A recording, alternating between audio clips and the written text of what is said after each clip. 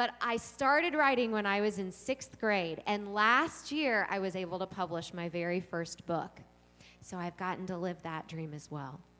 And then probably the biggest dream that I've ever had, can you guess what it was? Has something to do with that picture. Who has ever heard of Miss America before? Oh, lots of hands, that's awesome. Well, I dreamed of becoming Miss America. I didn't want to become Miss America because it looked fun. I didn't want to become Miss America because I got to wear a shiny crown. I wanted to be Miss America because I saw that Miss America was a role model for others.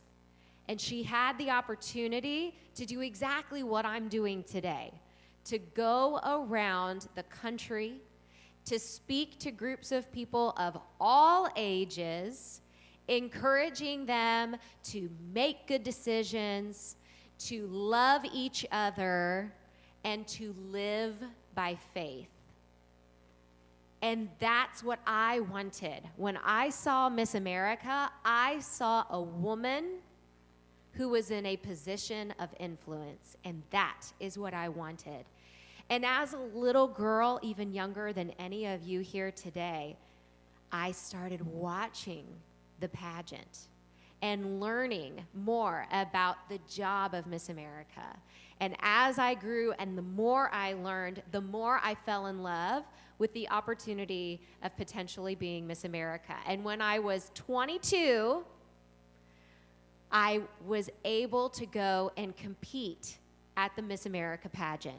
Now, I will tell you, we had never had a Miss Indiana become Miss America before. And on top of that, we'd never had a dairy farmer become Miss America before. So here I was, coming from my parents' dairy farm, coming from a small town in southern Indiana, a state that had never won before, and I went out to compete for Miss America. I had a lot of people tell me I couldn't do it. I had a lot of people tell me that that seemed impossible.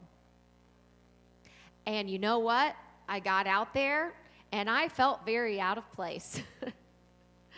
I had a lot of fun, but I had no idea that I could actually win Miss America at the end of the week.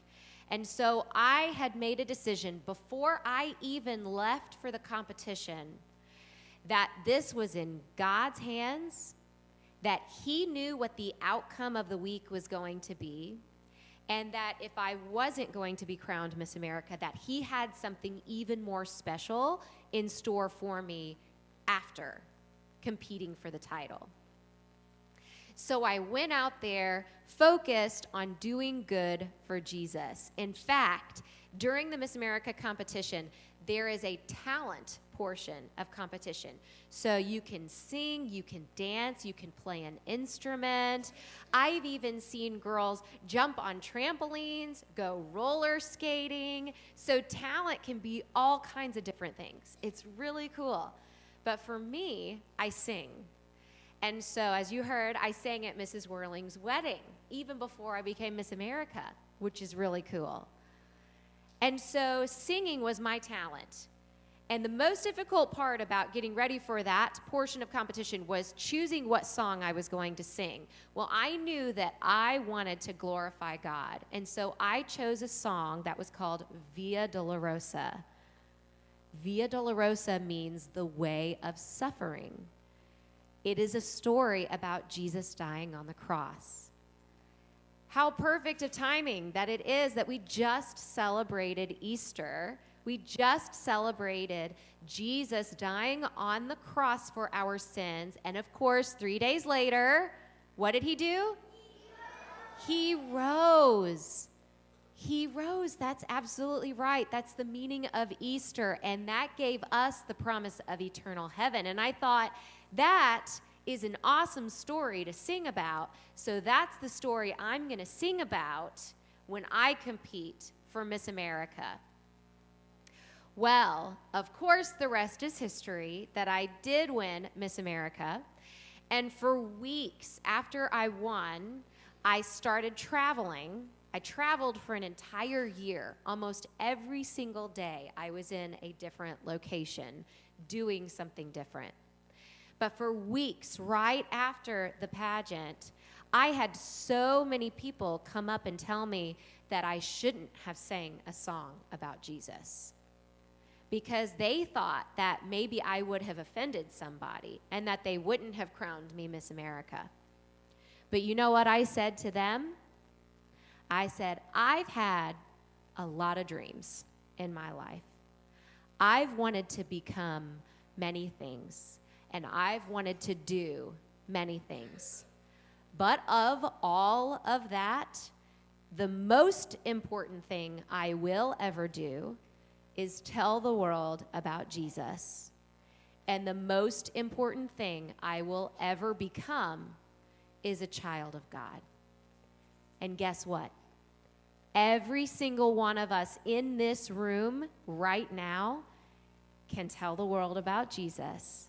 And we are already children of God. And when they told me that maybe if I would have done that, that I wouldn't have been crowned, my response to them was, I don't need this sparkly crown that you see them putting on my head right there, because I have already been given a crown.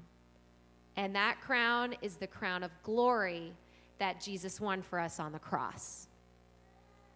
So live your dreams, boys and girls. Dream big. Be a doctor. Be a math teacher, a policeman, an engineer. Train dolphins. Be an atomic scientist. Go and do those things and be great at them. But the most important thing you will ever do is tell the world about Jesus. And the most important thing you will ever become is a child of God. And you already wear your crown, the crown that Jesus won for us on the cross. Thank you for having me this morning.